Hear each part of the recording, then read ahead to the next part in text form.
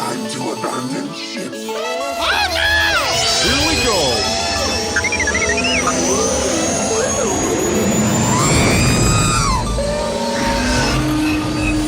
Can I persuade you to join us for a drink? It's a tradition. Here, here. Jar Jar, homie, my main man, quickly. Before the Separatists attack, get into the escape pod. Hey! This is escape, then we're the pod.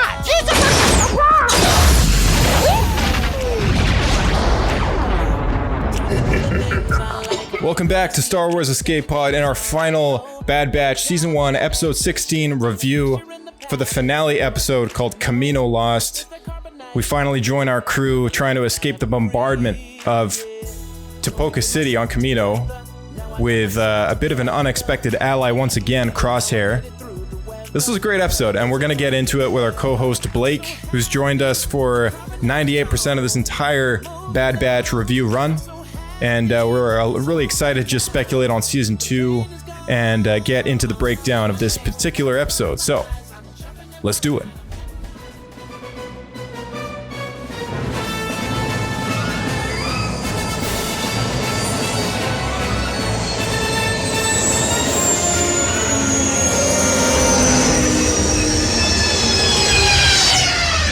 Another happy landing. Blake has returned, everybody. Welcome back, sir. I have returned. When was the last time you watched that trailer? Because we have returned, though. Wait, which trailer is that? It's one of the original tour trailers back in the day when the Old Republic was new. That's right. Yeah. The Old Republic trailers, Dude, right? Those trailers are so good. I'm so excited for that game, and I was so obsessed with KOTOR. I know. I still sometimes re-watch those trailers just so good. They're so well choreographed and everything. Like that one. I think it's that one specifically when the Sith they fly in on their ship and like crash through the Jedi Temple. That scene, almost shot for shot, was stolen and used in Marvel Thor 2. Yeah, it was. They just, I think remember. They didn't think anyone would notice, so they just blatantly stole the exact same scene. Like the same camera angles. Oh yeah, 100%. Everything down to like the enemies coming out of the ship and firing upon. Yeah, everything. Oh man, I don't know if they ever got called out for that. I was thinking about making a comparison online, and I never did. Yeah, I guess, I don't know. Well, I'm sure there's some memes out there or something, GIFs. You know, it's been a while since I looked. Yeah, it's been a while, but yeah, I'm pretty sure I came across them in the past. So, so this was a pretty crazy episode. It's the last one of the season. Of course, we're gonna have to wait a year until the second season. Oh man, don't say that. What are your thoughts on this one? If I'm being entirely honest, I was expecting something more impressive. I was expecting a little more. Yeah. I loved the episode, but I was just expecting a little more, kind of, other than just them trying to get away from the bombardment. Like, yeah, exactly. Like, I thought they would have escaped in the first 15 minutes, and we get the rest of the show to see more of what's going on, like some sort of big reveal or something. They have to deal with it. But right, yeah. It was really just them trying to survive the entire time, and by the time they escape, it was over. So yeah, exactly. So the next season is supposed to launch. I don't believe they've given a month, and if they have, I think I vaguely remember it being like September next year or something. But yeah, 2022 is when it's going to come out, and we're not really left on a cliffhanger with this one, thank goodness. Like, it was more just this is kind of what's going to happen next, right? I kind of wanted that cliffhanger though, because it would give some cool reveal. We had to get to speculate for a year. It kind of would, yeah. I guess there's a little bit. You probably want to say this for later, but they kind of left a little bit of a cliffhanger with Now let's say at the end there. But that was at the same time, we already know roughly where that's going to go. So it's like, is it that big of a cliffhanger? Yeah, no, exactly. Yeah. So this episode starts off where the last one left off, which was the Kamino facilities, or Tipoca City, I guess, just being bombarded by Republic gunships. Cool to see. Super at cool. And at this point now it's Imperial gunships, I guess. But that is such a cool, like, visually these shots were amazing. They did such a great job pulling all of this stuff off. So true. And the first thing that I kind of noticed was like the clone that is kind of reporting to the guy in charge up there. He says all Kamino facilities are collapsing into the sea, or something like that. He didn't say anything about, like, you could tell that he was kind of upset about it because it's his home. Yeah. Right? Like But any clone should be. Yeah, he had to remove the personal attributes out of that equation and kind of just call it the Kaminoan facilities rather than Tipoca City or whatever. Like, the clone facilities, or because we've heard it be referred to as the clone facilities on Kamino before as well. But yeah, like there's been numerous clones in the past that have obviously been very passionate about their homeland, and because it's all the closest thing that they got, and now there's clones aboard the ship just destroying it. It's interesting that we saw this clone doing that in this episode, but last episode the clone that was in the Navy who controlled the guns was just like totally fine with it. Yeah, I guess some of them are kind of split decision on that one, and this kind of leads into something I'm gonna bring up a few times maybe, but there's a big conversation with Crosshair that happens throughout the episode, and his choice, because of course from the last episode he revealed that he had his chip removed at some point between the episodes, I guess. Which I still question because he kind of rubs his head like it's still there. Yeah, it is weird, right? But so maybe we'll find out that it's still in there, but he claims that he doesn't have it. Yeah. So going off of that saying of his, going off of that maybe a lie, who knows? But just going off of those words that he has, it's kind of it's kind of interesting because he's a clone who's not had a choice before, and now he's choosing to go along with it anyways. Yeah, it is kind of bizarre, but I mean, they are right. This is pointed out by specifically by Tech. It is more or less just kind of who he was beforehand anyway. Yeah, he was kind of by the books. You do what you got to do. Don't question it. You're there to do a job kind of person, right? Yeah, he always seemed like the odd one out of the group as well, as far as kind of being the outsider kind of character, It's always a sniper. Yeah, he just had that edgy vibe. He's always kind of had that rebellious, kind of immoral, no empathy. Yeah, just different from the rest of them, right? Like if any one of them were to kill an innocent bystander for the sake of getting the job done, it would totally be him, right? Yeah, so true. Good point. So yeah, and I get that vibe from like the first time that we even meet the group, like in the Clone Wars in the Bad Batch arc. That's the kind of vibe that I got from that character. So not that I ever pictured the show happening, but I always thought like, oh, he's like the edgy one. Yeah, he would murder your family and just be fine with it. Yeah, exactly. Yeah. Sleep fine that night. Right. Yeah, so it's the group and now with Crosshair added to them, they're trying to navigate they're trying to navigate the facility as it's like sinking before it's too late, trying to find a way to escape as it's kind of going down to the depths of the Kamino and oceans there. That was a pretty intense sequence of events because I don't know, I got this thing with like drowning. I'm not very fond of the idea. If there were to be any way for me to go, I definitely would. That would be like one of the last on my list. No, I agree. It just sounds miserable. I too am not a fan of drowning. Yeah, I mean, I don't think anyone is, and it's a scary thought, right? And so like, even though this is like a animated cartoon, like it's a kids show and everything, and I mean, we enjoy it, but it's it's never going to be as intense as maybe some of the live action stuff can get, or as brutal. But so I didn't expect anyone to die. But still, when Crosshair got trapped under the water and everything, I was like, oh, is he actually going to die? Like, Wouldn't that are have they been gonna lose him? interesting? Right? Yeah, and it's those moments that I start to question, like, oh, are they actually going to kill one of the main people? That's when I'm like, okay, this is starting to be a good show or a good episode, because I'm starting to believe this stuff. That's actually a good point, because I would say barring Omega, technically any of the others are expendable. Yeah. I mean, it's the Bad Batch, but I mean, anyone can be in that group, clearly. Yeah. I mean, they brought in Omega, they brought in Echo, right? But the thing is, if any of them died, the show would keep going. Like, yeah, the show will keep going. Yeah. Hunter's the least likely of the clones, but even without him, the show could keep going. Yeah. I think what's interesting about this particular episode is that they're struggling throughout the whole thing, trying to survive together as a group, but they're also struggling with Crosshair's choice.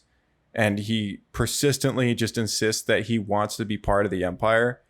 And the rest of them are like, well, you're only ever going to be a number. Like, why would you want to be part of that, right? And it goes into the whole debate about, even though the chip might not be active, whether it's active or not, it goes into the whole debate about whether or not clones are actually like people, right? And clearly they can make their own decisions, right? Because we've seen numerous amount of clones give up the orders. Hauser's one of those clones that kind of chose to do what he did and go against the Empire. And he just decided, like, hey, they're not doing the right thing. They're treating these people badly. I don't want to go along with it. And he actually, some other clones actually followed his word. And so clearly clones can go the other way, but we've never really thought about it ever since the whole chip conversation is saying, like, oh, they don't have a choice to go along with the Empire's choices and killing off all the Jedi and everything. No, Like, that's true. We just assumed at that point they're all lost. Right. And if there is no chip, we haven't really had that conversation of, like, would any of them choose to go along with the Empire? Like, we've only seen that conversation of, like, oh, clearly they don't have a choice with the chip, but without the chip, it's evident that a lot of them would obviously not go with the Empire because they've served with these Jedi. Like, these are their friends, right? That's why they needed the chips to begin with. Yeah, exactly. Right. So without the chips, like, have we even really, like, I've never personally thought about it after the whole chip conversation happened, and we're like, oh, okay, this is why they betray the Jedi. Okay. All right, cool. After that conversation, after that topic was, like, enclosed in season 5 or 6 of the Clone Wars or whatever it was, it was like, oh, well, this explains a lot. I don't really need to think of them as the enemy anymore. But Crosshair is the first character now that's kind of put that into doubt, and I'm trying to think, like, oh, well, maybe there's other clones out there who would be all too happy to join the Empire, and clearly they've got the ranks for it. I mean, like, stormtroopers are primarily made up of volunteers and loyal people across the galaxy. Some of them, a lot of them, because they just don't have a choice, because their job situation is terrible or whatever. Like, even Luke was going to join the academy because he was a farm boy and it was the only way to get off that dust ball, right? Yeah, it's true. I mean, so it was just a thing to do, but still, like, given the option. I think a good example to look at for this is to actually pay attention to the episode we had with Pon Krell, because we meet the clone Dogma, right? Such a well-named character. Where he's so dogmatic with the rules and regulations of, you have to do it by the books, do what you're told, never question orders. And he's probably not the only one who's like that. Yeah, no, it's true. Like, Dogma's that's a great example. Yeah, Dogma's probably one of those clones that would choose to go along with the Empire, right? And he just decided, he was like, yeah, I'm just gonna be yes man. Like, I'm just gonna be the guy who's loyal and to the person in charge, and that's it. Like, that's final. That's his code, right? We're here to do a job. We're just gonna get it done. Yeah, exactly. And it's what's the saying from every man has a code, right? What's that from? I feel like it's from a movie somewhere. pirates, maybe, or I would be surprised something if Johnny Depp else. said that. Yeah, Every man has a code. He's got to live by that code. that or used to something. I be the main drive for Boba Fett in the EU. Yeah. He used to live by a code. It's I feel it's something I've heard in the movie clearly, but I've always I thought of that like when you know, you see these characters that just have such a driving force behind them, and it's like, oh, okay, clearly he's a man with a code, right? I think it was LaQuaid, actually. LaQuaid said to Rex, like It was from Star Wars. Yeah, maybe his code is family, right? Yeah, family. And then there's Rex's code, which is it was from Fast and Furious. That's where I heard it.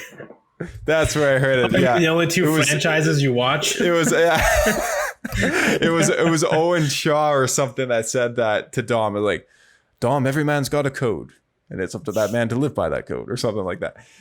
It's like, my code is family. Family. And Corona.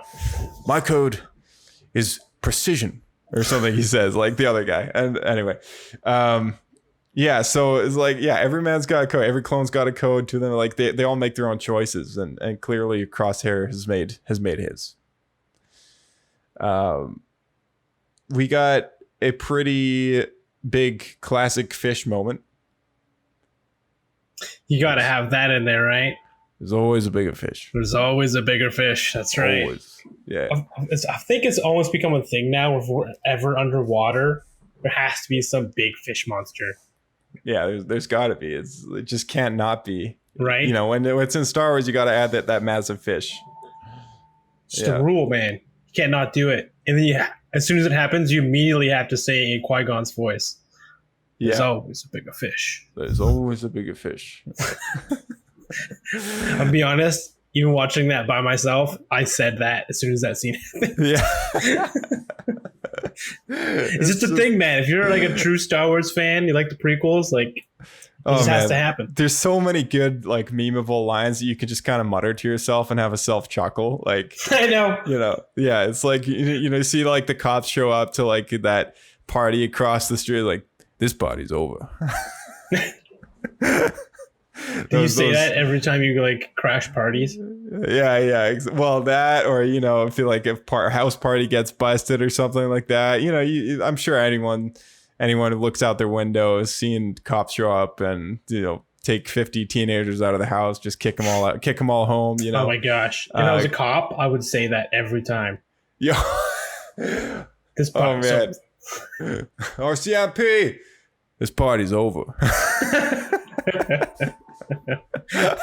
Just a total badass. Oh yeah. I got a friend who's going to the police force. We got to get him to say it. That's a good point. Let me know on this. He's been on the show, hasn't he? He has. Yeah, Reed. Yeah. Yeah. He's trying to get into the police force. So, you know, when the day that he makes it, we're gonna have a chat with him. All right, Reed. One of the things you got to add to your code as a police officer. This part is over. One of the lines they'll train you to say at the academy. Yeah. It's like mandatory. The music in this one was you know, just as good as the last, and I don't know. Actually, I disagree. It didn't stand out to me nearly as much as it did in the first episode. Oh, okay, all right. Well, actually, yeah, When the bombarding started, that was a great. That was a great track that they had. But what I noticed in this episode was that watching the Clone Wars like beginning to end, you have this constant theme, which is the clone theme, and they played a rendition of that in this episode, which was just very sad and depressing, and it was very like subtle, very hard to notice, but it was so fitting for this episode because it's the end of Kamino, it's the end of the cloning, you know, like wherever that Django's body was being reproduced, like that's no more. I highly doubt we're ever going to see another Kamino in a cloning facility after this episode. They've made it pretty clear that this is the end for the clones, right?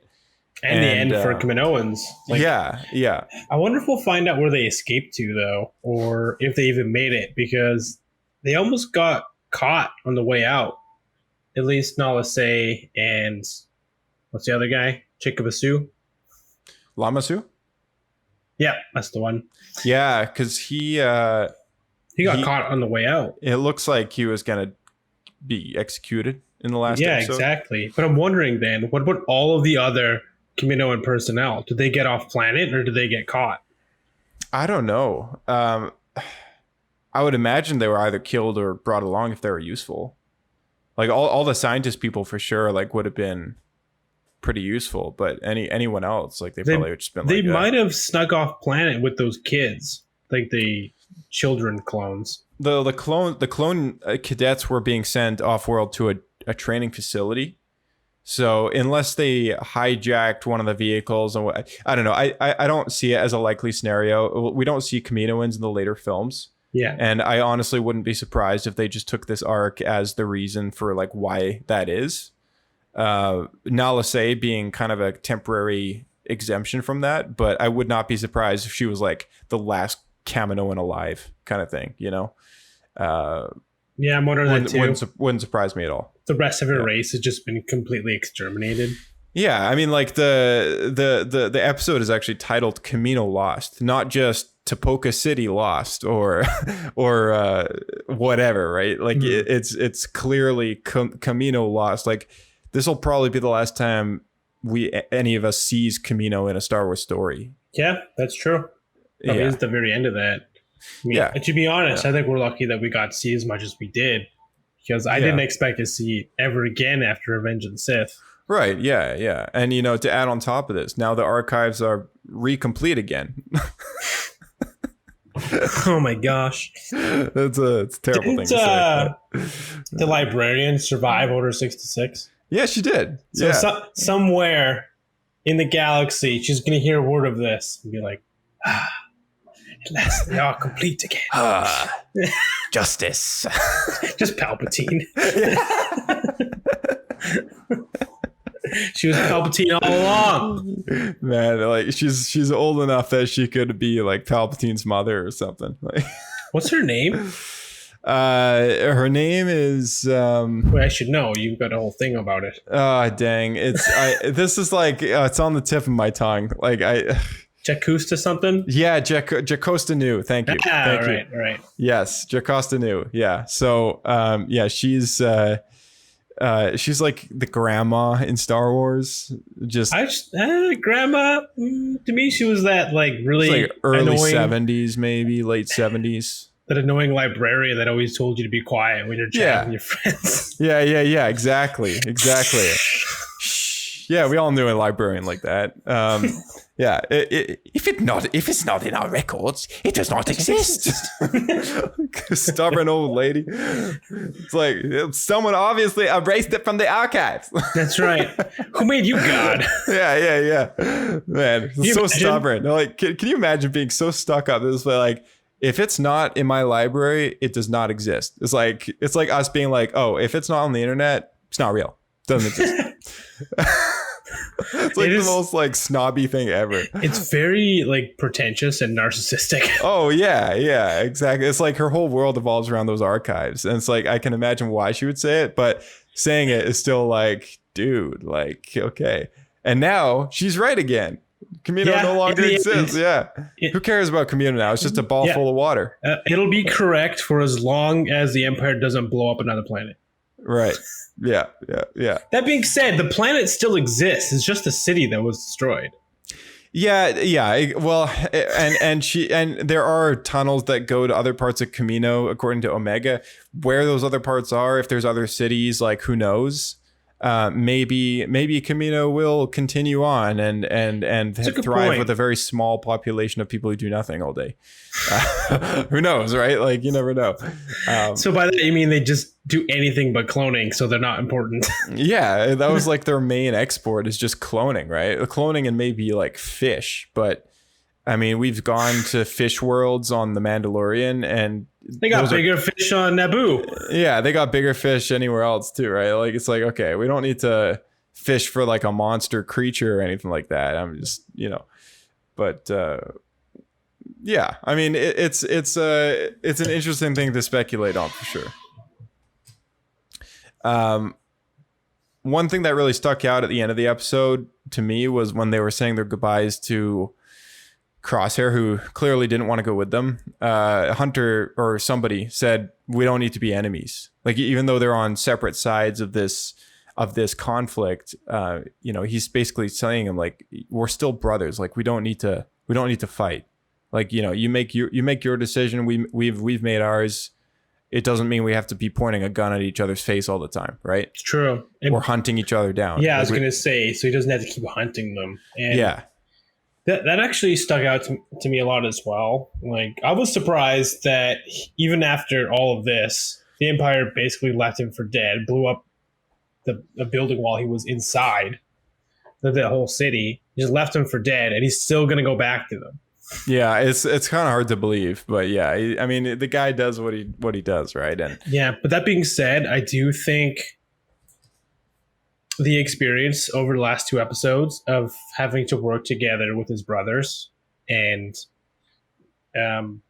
like post them having their falling out, I think would have had or did have a really big effect on him.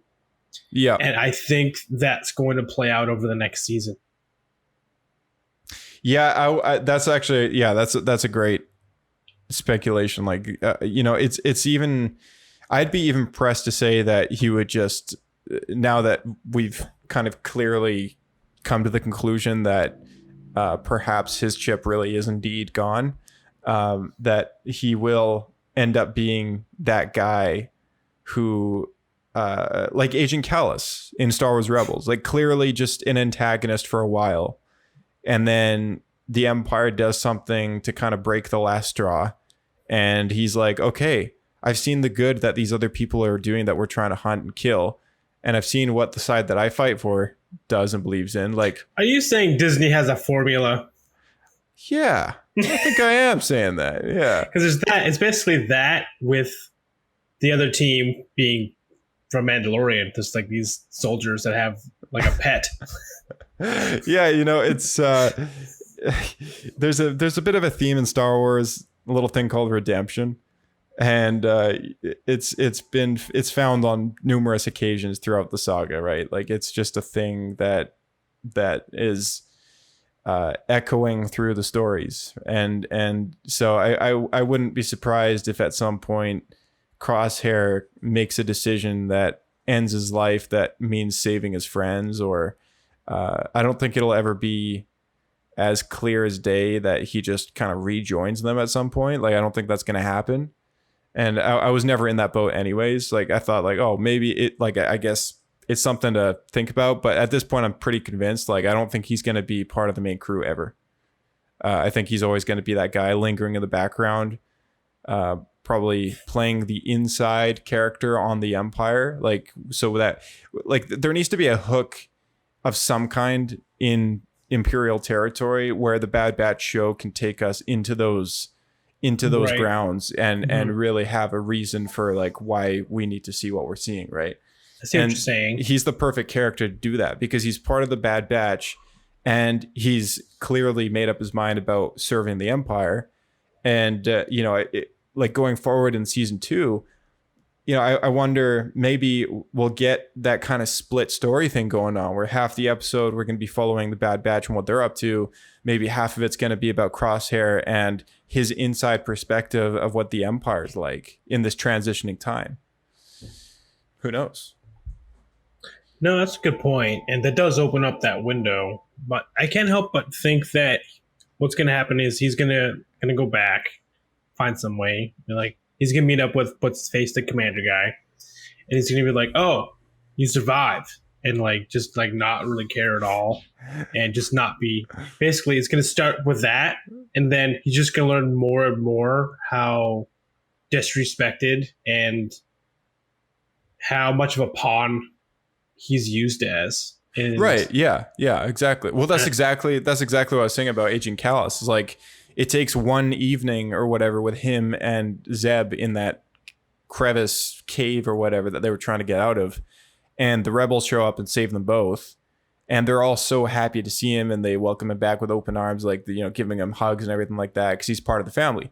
And then when they let Agent Callus go and he goes back to the Star Destroyer, nobody cares. Like, nobody greets him. Nobody does whatever. Like, he just kind of goes back to his quarters and sits in silence, and he's mulling over what he just experienced, because he's thinking to himself, like, these people share so much love and caring for each other, and they're clearly on the side of the innocents in this war.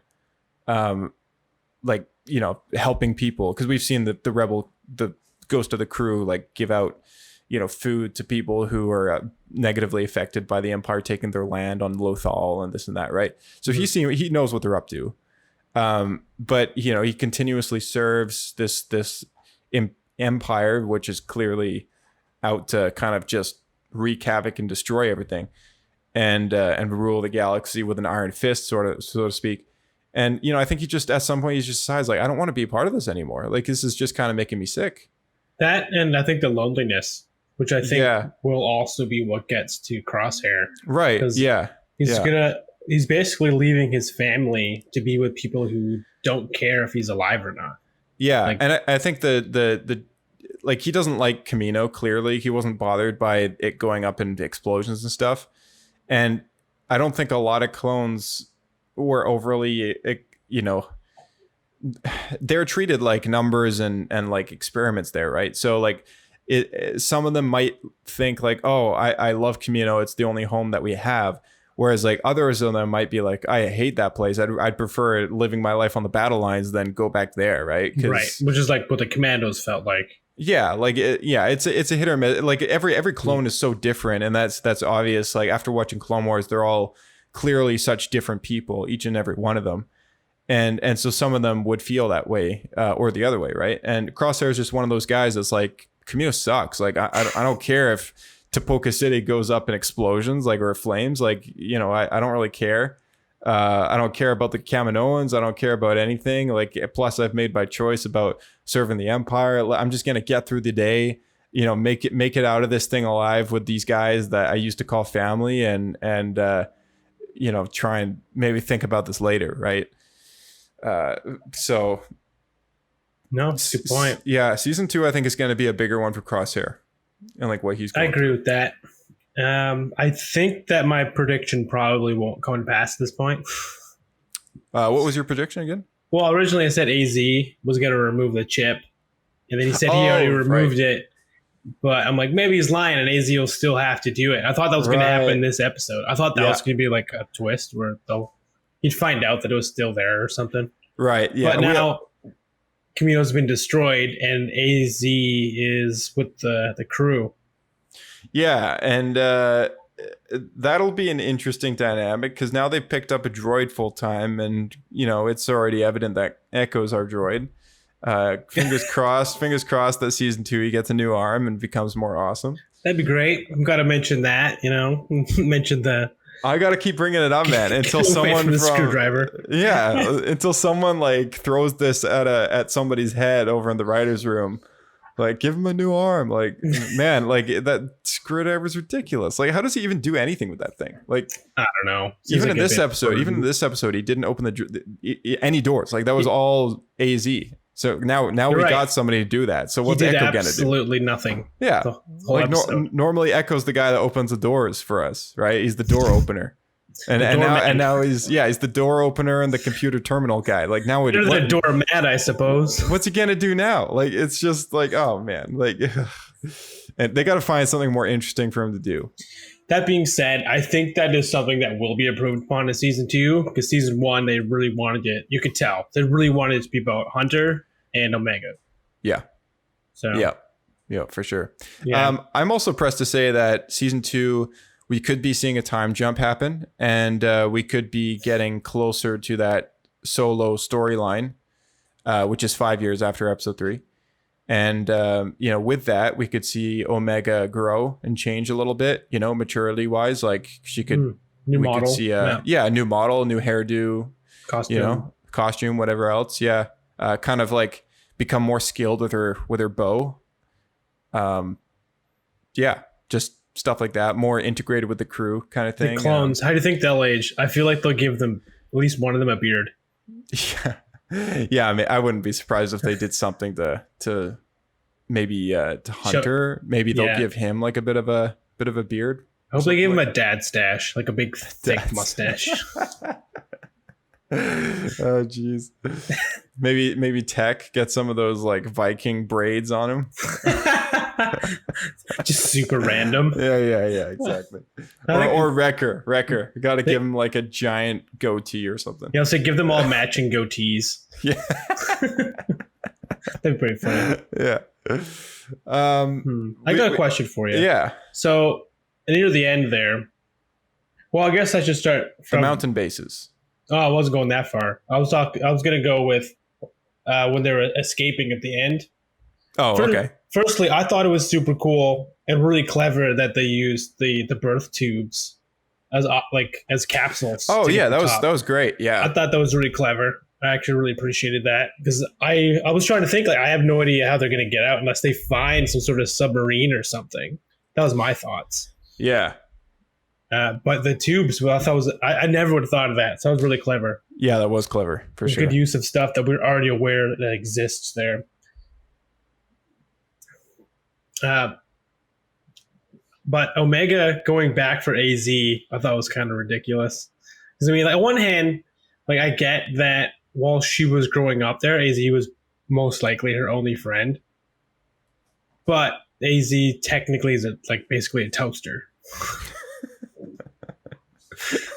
It's kind of like you're a kid going after the teddy bear, right? Like, dropped it in like the lake or something. You know, I gotta buy a new toaster at some point. Maybe I'll name my toaster AZ. That'd be funny. Yeah. Print out a label. Get a label maker. Call him AZ. Every time it burns your toast, you go, AZ! AZ. Oh, man. Like, yeah. Like Luke? Exactly. Yeah. AZ, that's my dinner. How do you get so big eating food of this kind? Just AZ, the robotic toaster, so it's talking like Yoda. That'd be pretty funny. You go to get the toast and just like flings it in your face. Yeah.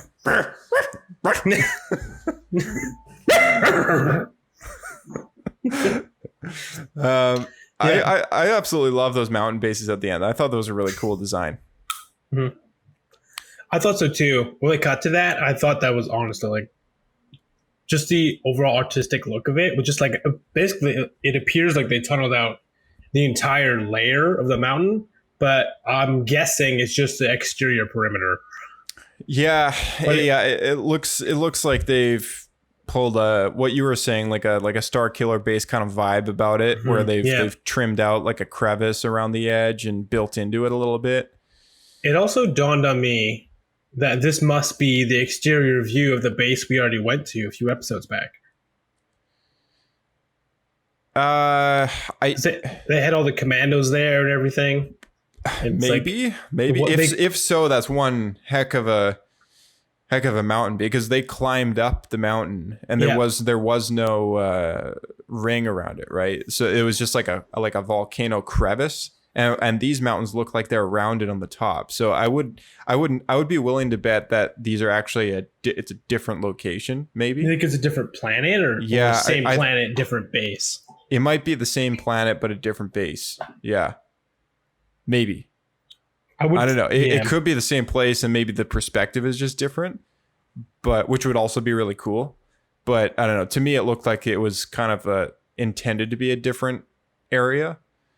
At the same time, it's like it looks pretty similar to the last mountain secret base we went to. Yeah, like the foliage and like the environment and everything looks pretty similar. Yeah, mm-hmm. Yeah, and that's kind of like I don't know. That's the big question, I guess. Like maybe we'll have to go back and look at the Wikipedia pages to see if there was any names dropped for these places. I know there was a name dropped for I think it was 2 episodes ago.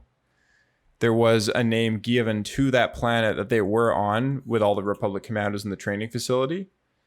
And that's another thing that I thought was interesting, is like the clones escorting Nala Se were Republic commandos again.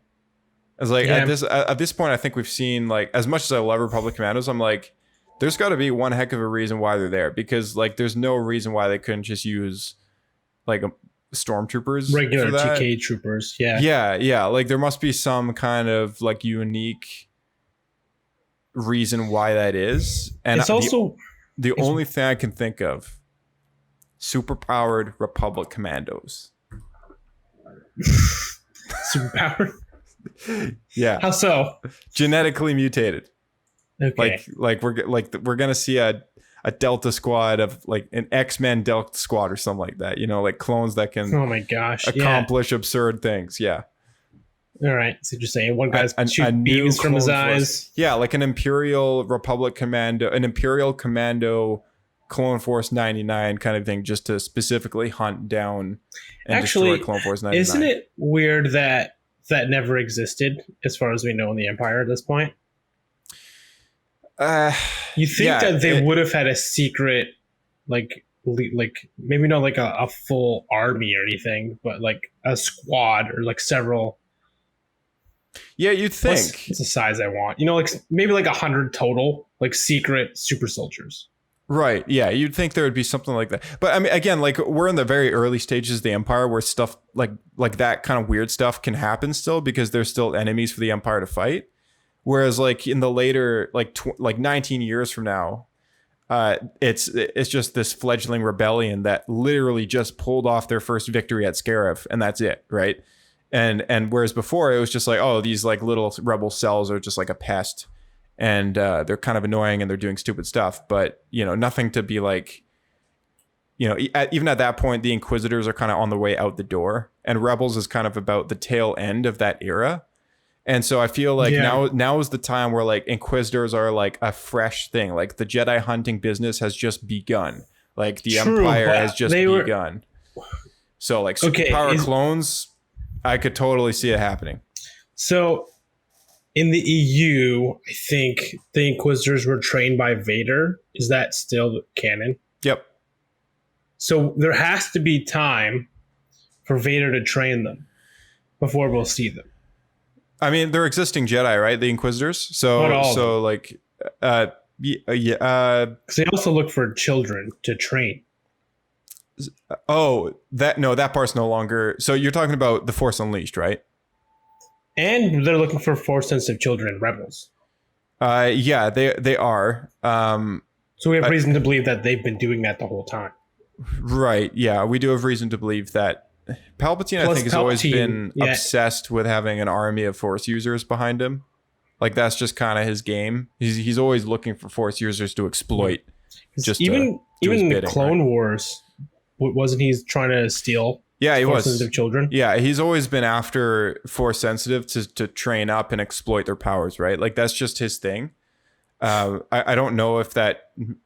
I don't know what that means for this next show, but I don't know, the idea that we're given in Rebels, because that plot obviously failed, and the idea that Rebels gives us is like, oh, this is why the Inquisitors aren't around like later, and it's because they just all kind of die off like really quickly. Like throughout Rebels, like in those 4 seasons, we see all of them die. So, or all the ones that are left. Yeah, because I know there's a death or two in Jedi Fallen Order as well. But there's not that many to begin with. No, there's only like 11, I think. Yeah, I was thinking 14. 11 I don't know or 12. what the number is. Yeah, there's not a lot. Yeah, there's not a lot. Because I think by the time we're in Rebels, there's only the 3 left. Yep. Yeah, it's very few, and they're aged at that point, a lot older, and at that point, it's almost like they've lost their edge, because there's really not that many Jedi to hunt down and kill anymore. Mm-hmm. So it's almost like, what's the point of having them?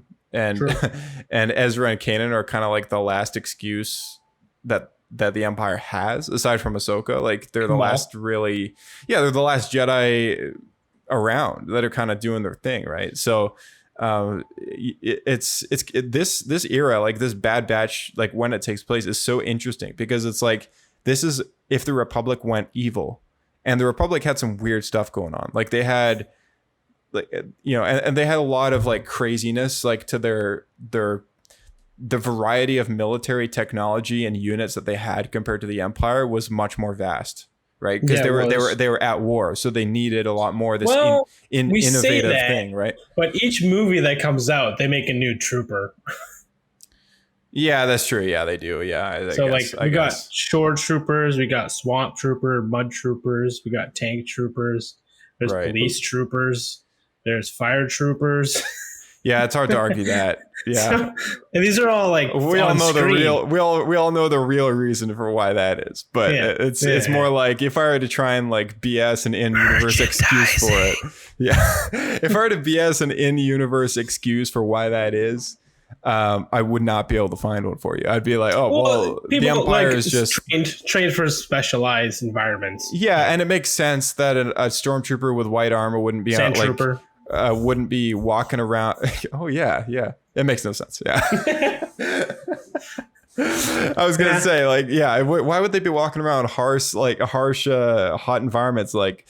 But yeah, there's sand troopers, so that it makes no sense. Their armor is supposed to be modified to have like AC inside of it, right? Whereas regular stormtroopers do not, because they're only supposed to be in space. Oh boy! Like there's I think it's based on where you're stationed. Yeah. So the stormtroopers are all on the Star Destroyers. Okay. Yeah. So coming off the back of the Clone Wars, the Republic now has access to all the Separatist technology and research that they had during the war as well. So it leads me to believe that could be make for some interesting stories there, especially with Nala Se being a scientist. We could see a potential Imperial science group kind of come together and start figuring out other super weapons or other things that could just kind of play into the Imperial research of everything, because we know that when Jyn Erso's on the data labs on Scarif, that there's quite a few projects that have happened or are going on, right? Yeah, she reads off a bunch of different secret code names. Yeah, exactly. And we know that Project Stardust was the Death Star, right? Mm-hmm. But there's been numerous others. Like I think she referred to one Project Darksaber, and this is not a reference to Darksaber. Sorry, was it Black Saber? I forget. There was some. It's not reference to the. It's not referencing the Darksaber. I think it was Black Saber. It's not referencing the Darksaber. It was just some other thing. I'm gonna look it up. Yeah. There was a couple different code words for it, or for a few of these different evil projects that were going on. But it makes you wonder, like, okay, what are the half of these things? Like, it's just I don't really know. It's Black Saber. Black Saber. Thank you. Yeah, I don't really know what that is, but whatever it is, like it must be. Here's all of them: Stellar Sphere, Mark Omega. We know what that's going to be. Pax Aurora, War Mantle, Cluster Prism, Black Saber, Stardust. Okay, yeah. There you go. You'd think that Stellar Sphere would be the Death Star, but just saying. No, that was Project Stardust, right? War Mantle. Have we heard that yet? I feel like that might be the Dark Troopers or something. Yeah, I know one of these code names was recently. Oh, here it is. Yeah, Project War Mantle. It was revealed in the Bad Batch what that is. So, War Mantle is an initiative which fills out the ranks of the Imperial Army with conscripted human soldiers. That's what Project War Mantle is. So waste of a good name. So this is a reference to Rogue One that was was one of the projects that was stored in these hard drives on Scarif. And, we found out what one of those things are in the Bad Batch, which is Project War Mantle. But that's kind of why I bring it up, because I'm thinking well, there's numerous others in there and we don't know what half of those things are. And maybe one of those things will have something to do with Nala Se, right? It's possible. Yeah. I would say Mark Omega. Because Mark we know Omega. that she was really close to Omega. Oh, maybe. Yeah. That's a good one. Yeah, totally. Yeah. I could totally see that happening. Or maybe even that might even be a project from her research that the Empire has now clearly absorbed, because they told her like, oh, we have all the research. Maybe that was an existing project that she was doing for the Republic before the Empire. So yeah, a lot of stuff there to speculate on. Actually, it's kind of funny looking at these names of the secret code, whatever. They almost look like they were made by like random name generators. Like that make a RPG Star Wars character.com or whatever. Yeah. Pax Aurora. Mark Pax Omega. Aurora. Yeah. Cluster Prism. I wouldn't be surprised. Just saying. Secret code name generator. All right, let me see. We know it's gotta exist. Find out. Generate your very own secret code name. Oh, nice. On this website. Amazing. President Obama's code name is Renegade. I've heard of that, yeah. Interesting. Okay, yeah. So Donald Trump was Mogul. Oh, yeah. That's funny. Bush was Tumblr, and then later Trailblazer. And then Bill Clinton was Eagle. Oh, that's where the saying comes from. The eagle has landed. Probably, yeah. And now everyone says that in the bathroom. TMI. That's pretty funny. That's just a joke. Yeah, no, I actually didn't know about any of those things. Yeah, each president's got a secret code name. Oh, here, I found a code name. FantasyNameGenerators.com. Here we go. Warm Starburst. There we go. I think that's a new candy that's coming out. Nervous Omega. Look at that. There you go. Okay. Oh, wow. All right. Dirty Tinkerbell. No. This name generator is terrible. Jasper Barron. What kind? Oh, automatic stalker. They nailed it. That's you, man. Happy Falcon. Hey, there we go. There's a Star Warsy one. Direct Mantis. Who goes by the name Happy? I don't know. Jon Favreau, man. Jon Favreau goes by the name Happy. Actually, that's true. What character is that? Is that Iron Man? And Iron Man's character. Yeah. He goes by Happy. So stupid. Hasty Roadrunner. This is the worst name generator I've ever heard. Gifted Cobra. Yeah, that's not great. Oh, I know what Dave's would be. Quiet Wolf. No, yeah, it's pretty good, but it's almost too obvious. I'd be Quiet Wolf. Yeah. All right. Do you have any last minute things before we wrap up here? Caught me off guard here.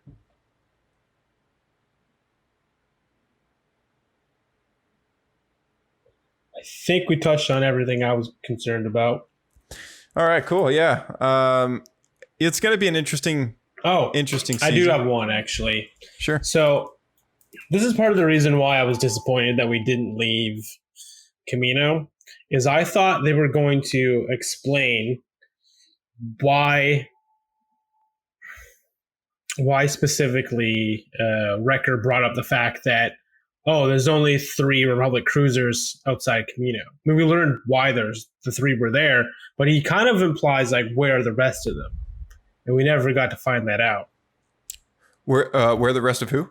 The Republic cruisers, the ships. Oh yeah. That's a great question. Yeah, that's something that you and I are both convinced that we would have the answer to in this episode. Yeah, exactly. Which is why I'm a little bit bummed about it. I suspect. I mean, it could just be a throwaway line for them to say why, like, to point out that there's 3 cruisers there to begin with.